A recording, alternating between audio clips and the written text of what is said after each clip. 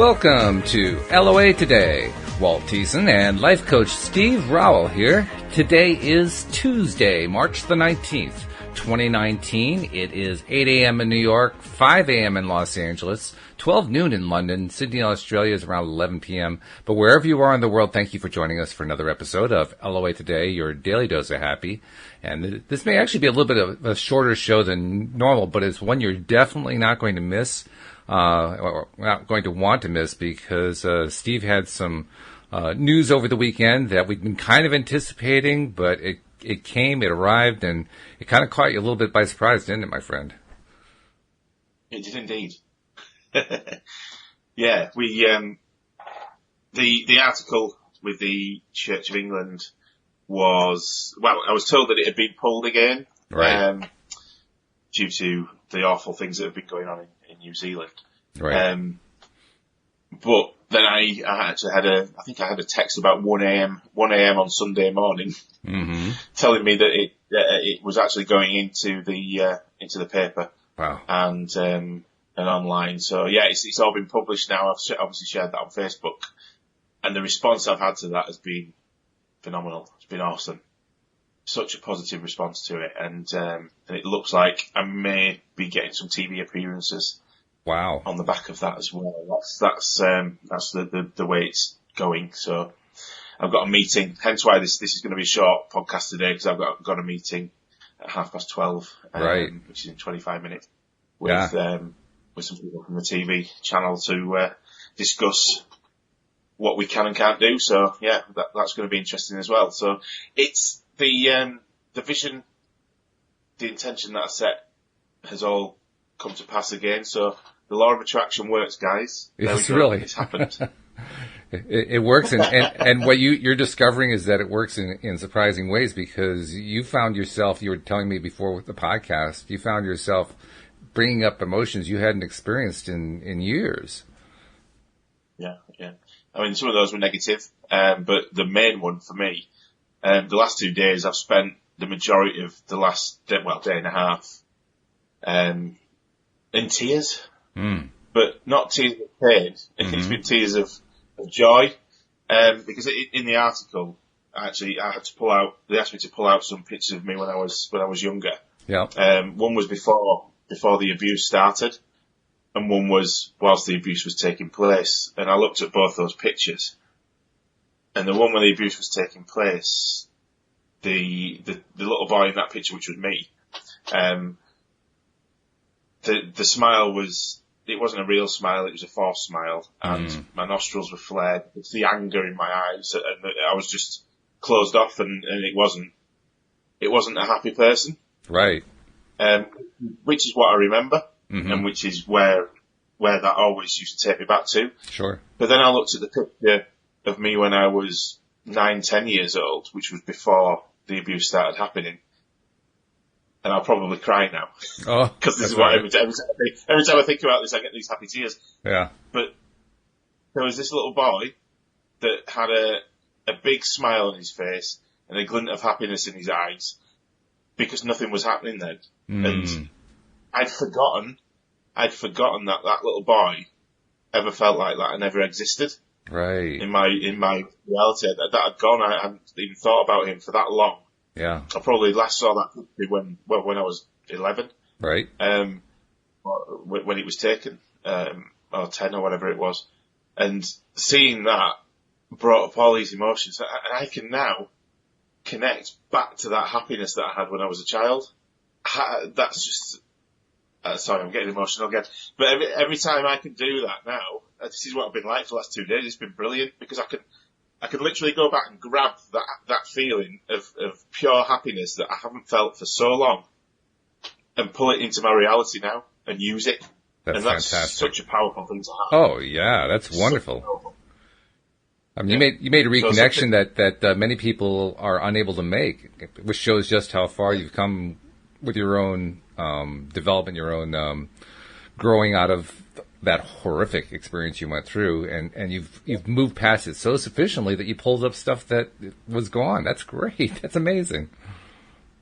It feels great. It feels fantastic, because I can use that in everything in everything I do now. And I know 100% when I'm trying to manifest things moving forward now, if I use that energy from that little boy before all that stuff started happening, that's going to be powerful. I can feel it. I feel the energy in me when I'm talking about it. It's just awesome. It's pure joy. And that's that's the place I can be in now. And I can use that for manifesting and moving forward with the law of attraction stuff. It's I just know my things are just going to start popping up whenever I want them to now. I've just got that belief that I've got that power now. I've got that inside me and I can use it to do awesome things, and I've started already. Oh, that's exciting. That's very exciting. Yeah. To have that, when that confidence comes, and that what you're describing is a supreme level of confidence. When that confidence comes, boy, does that feel good. I mean, there's nothing that feels better than that, because you know everything's starting to work out the way you want it to, and it's going to, and it's inevitable. That's the best part about it. When you're that confident, it feels inevitable. It does. And that's where you need to be. Yeah. That's the end goal. That's where you want to be. Absolutely. In a position where you 100% feel and believe that you're already where you want to be. Yeah. You're already grateful for what you've got that's just around the corner. If that makes sense. Yeah. Yeah. People are streaming in. They're streaming in and listening to us live stream here. And Nasha sent off a message. She says, congratulations, Steve, for being so brave and for speaking up. More love and power to you. Read the news a bit. That's good. Thank you. Yeah. Thank you, Nasha. Yeah. And I remember. But this is the sort of, this is the sort of support that I've been getting from doing what I've done. And it blows you away. It's such a nice thing to hear and have all that support behind you when you're pushing forward with these things. And I know 100% because of the energy that's behind this, it's going to keep going, and it's going to keep getting bigger and better. And it's going to have the outcomes that I want, which is helping those other people that have had these experiences get, number one, closure, but also be able to rebuild their lives as well. That's the end game. That's the goal. Yeah. Absolutely. I remember too, over the weekend, normally I'm not on Facebook. I mean, I'll be on, once or twice a day or something like that, check to see if I get any messages, that sort of thing. But most of the time I'm not on Facebook. For whatever reason, I went on Facebook over the weekend within about 3 minutes after you posted that newspaper article. Okay. And I didn't see the time. I didn't see how close the time was. So I saw the newspaper article. I saw that you'd written about it, and I didn't see any comments. I said, where is everybody? And then I finally looked, it's only been up 3 minutes. Oh, okay. Well, I said, it was funny because I said to Gemma, you were the first one to comment, and I thought, look at that. Walt's been sat there waiting for this.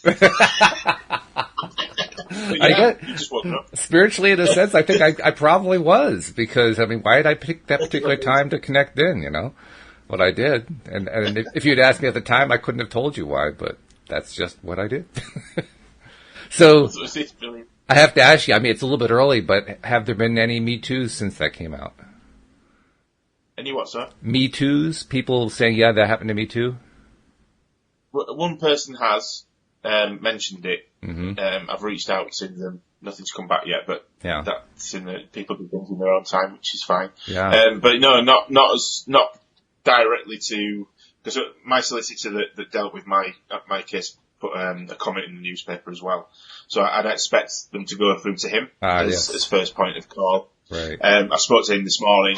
He's 100% under the belief that there will be more people that do come forward. Because the last time we put it in the newspaper and on TV, because it's been on TV before, but not as me. I was anonymous then. Right. I didn't go on as Steve. I went on as a person. Right. Or blacked out and different voice and everything. Right. But when we did it that way, we got another 2 or 3 people coming forward. So I'm hoping now, because I've actually done it as myself, it'll be even more powerful and more energy behind it. Then it'll prompt more people to come forward. Yeah, that's a good thing too. As I think about this, I'm comparing it, of course, to what the Catholic Church has gone through, and Also, similarly, the Southern Baptists here in America are now starting to go through it. I think there was a thing with some branches of Orthodox Judaism were going through similar kinds of things. And each time that I read about it, and I'm sure this is true for many people, each time I read about this stuff, my mind boggles at, wow, how far is this spreading? Like, how much of this was actually going on? And I don't know if we'll ever find out, but it just seems to be the wave that never stops rolling. And I mean, do you get that sense too? I mean, you're closer to it than I am, so I would think you'd have a better sense of it. I don't think you're ever going to stop it, because you're always going to get those type of people that are going to gravitate towards those sort of, power roles, so they can do that sort of thing. But I know that I mean, from my point of view, the Church of England have been great in this sense, because they did speak to me. They agreed that they need to do more. They've then put out a message asking for more people to come forward. They've now got safeguarding things in place. They've got a team in place where people can call in and speak to them. They will be listened to, and they will take them down the right road.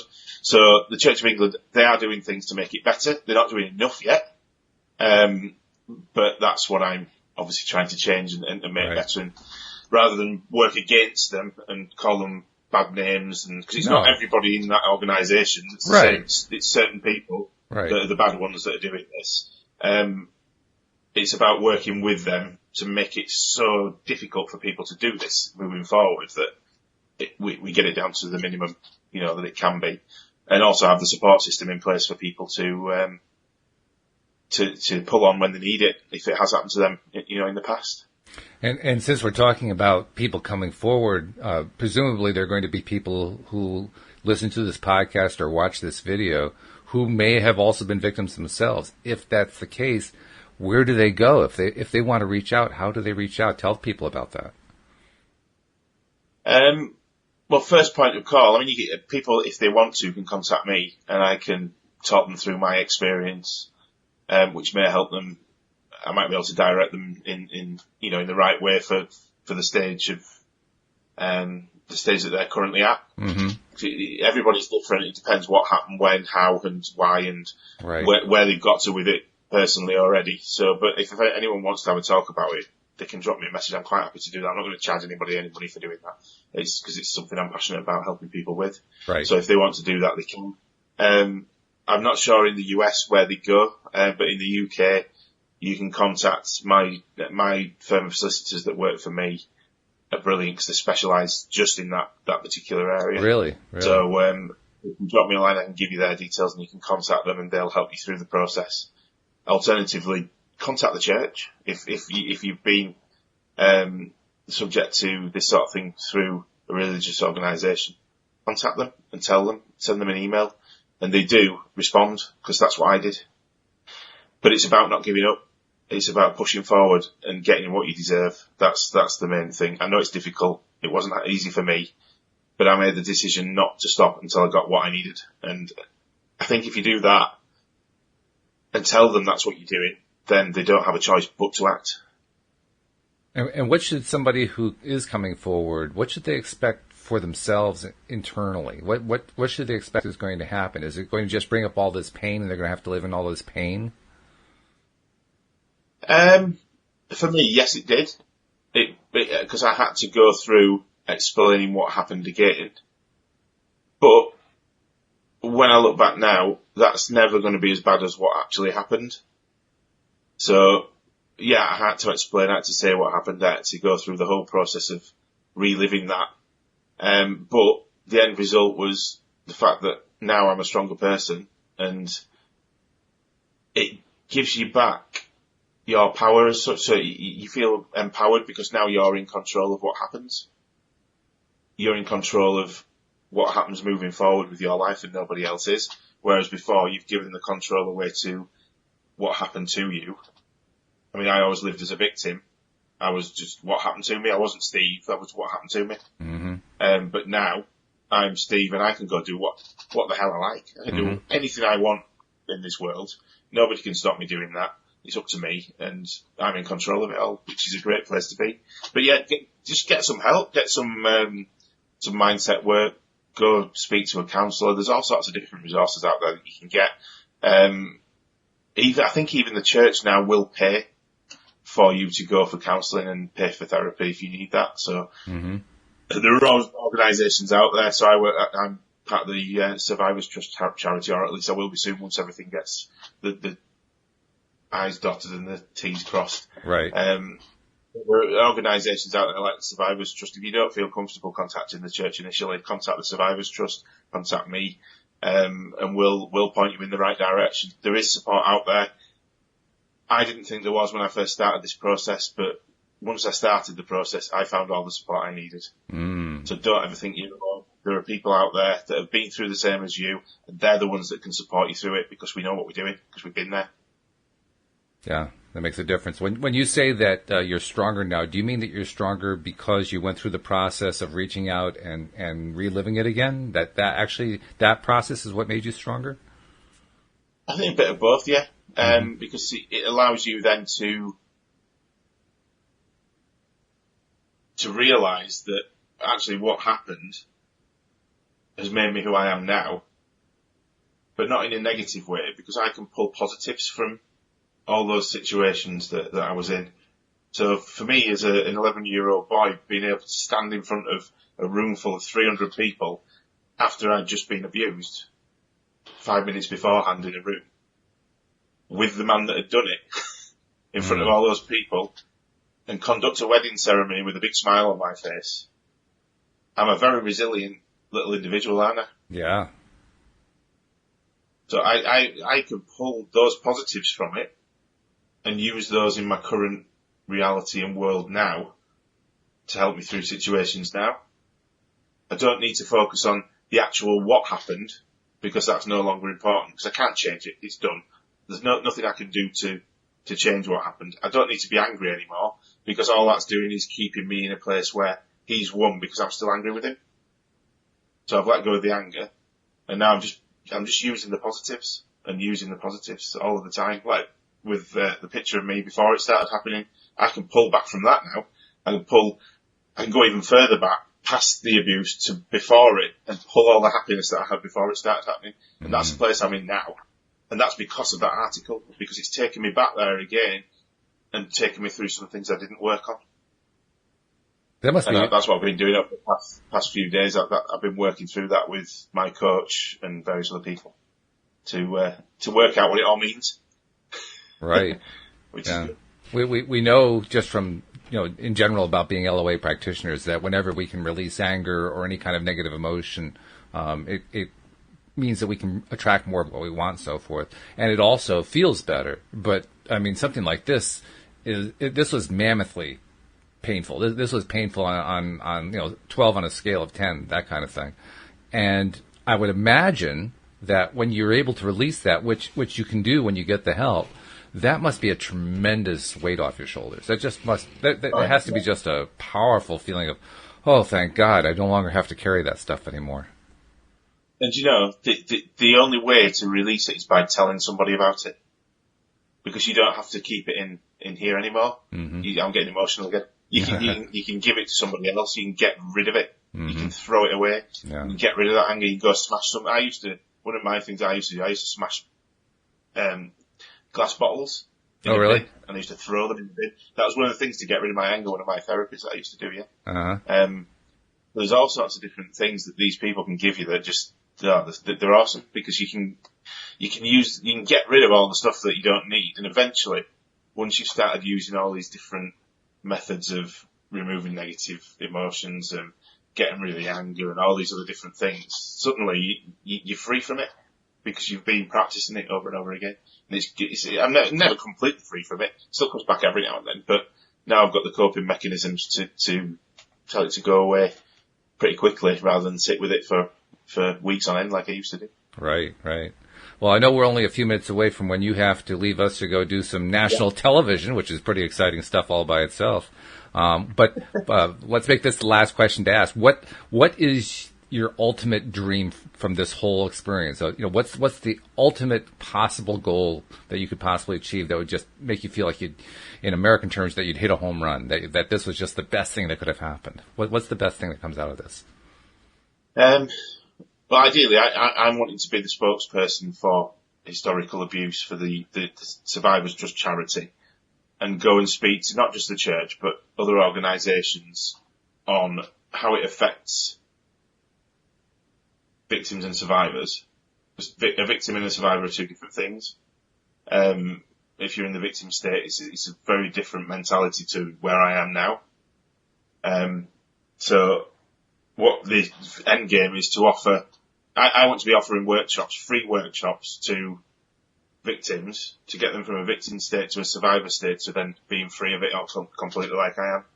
So that's the end game. I want it to have enough money in the bank from a charity point of view to be able to offer these services, everything they need to get themselves to where they want to be, back to happiness, if you like, in a workshop that doesn't cost them anything, that they can just come along to, people that have already gone through it, like me, and obviously I know other people that have as well.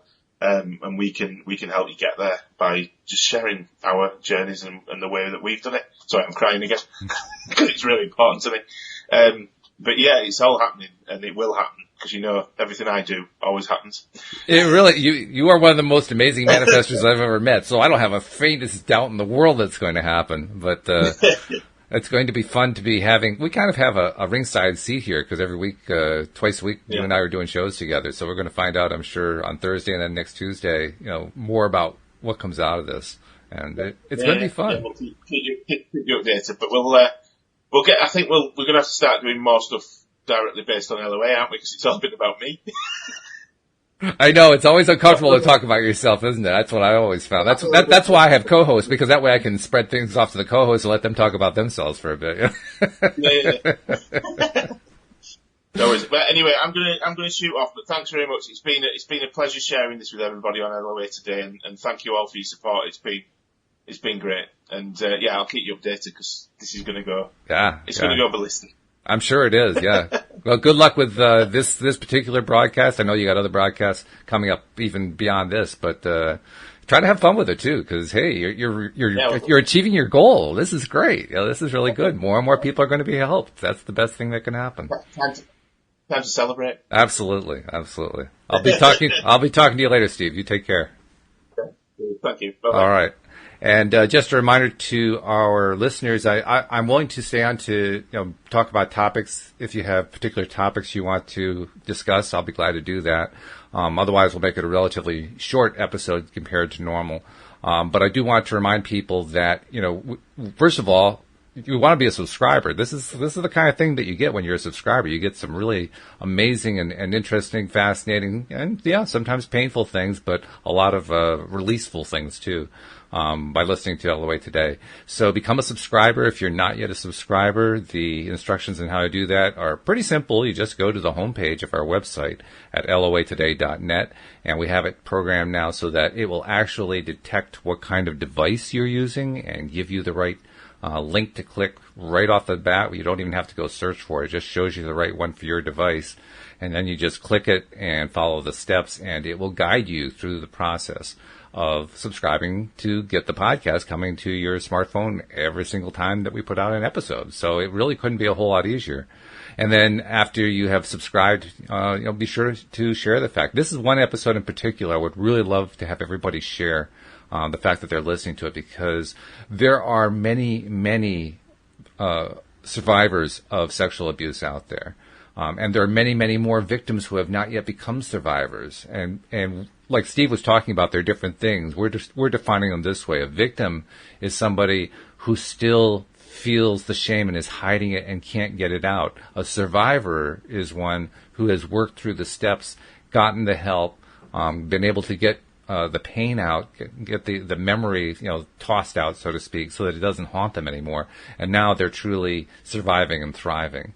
We want to get this message out into the hands of as many victims as we can to help them become survivors. So please do share this episode with as many people as you can, because this is probably one of the most important ones that you could share. Thank you to our live stream listeners. I see Christopher with his hands together. Thank you very much for that, Christopher. And thanks, Nasha, for also for a comment as well. I'm not seeing any other questions, so we're going to kind of make this a short episode this time. One thing I do want to tell people about on an entirely different topic, progress is being made with the fiction podcast that Alex and I have started called The Grass is Greener. In fact, I had the experience of writing the first few pages of the first episode's script. And now my sister is a playwright and a scriptwriter, and so obviously I leaned heavily on her, like, tell me, how do you go about doing this? How do you format it? How do you, lay it out so that people who are reading the script and using the script can make the most sense out of it? And she gave me a good education on it. But it's an amazing thing. I'll just leave you with one thought. I spent 4 hours script writing yesterday and got 6 minutes worth of script writing done. So I have 6 minutes worth of the first episode written in 4 hours. That'll give you a pretty good idea of how difficult it is to write scripts. It is very, very time consuming. But I can also tell you that, now I am biased. I'm the one who's writing this particular episode, but this is going to be a good episode. This is going to be an episode that's going to tear at your heartstrings, because of, and anyone who's been following the conversations that Alex and Tom Wells and I have had about the script, you have some idea of where this first episode is going. But as I'm writing it out, I'm thinking, oh my God, this is just going to leave some people in tears. But it's going to be very powerful. So just wanted to let you know that progress is being made there. I'm hoping to get the script done sometime by the end of this week, if I have enough hours to put in on it. And then once it's done, we're also going to start casting. And hey, the goal is to actually have our first episode come out in April. And then we have our work really cut out for us if we're trying to do an episode a week, because there's a lot of work that goes into it. But it should be fun. So another reason to become a subscriber. Again, if you haven't become a subscriber, do that right now. Just go to the homepage, LOAtoday.net. It guides you right through it, step by step. And I think we'll just draw it to a close right there. So thank you for tuning in. Thank you for listening in. Thank you for sharing your thoughts with Steve and your messages of support. I know he appreciates it. I appreciate it as well. And we'll see you all next time here on LOA Today. Goodbye, everybody.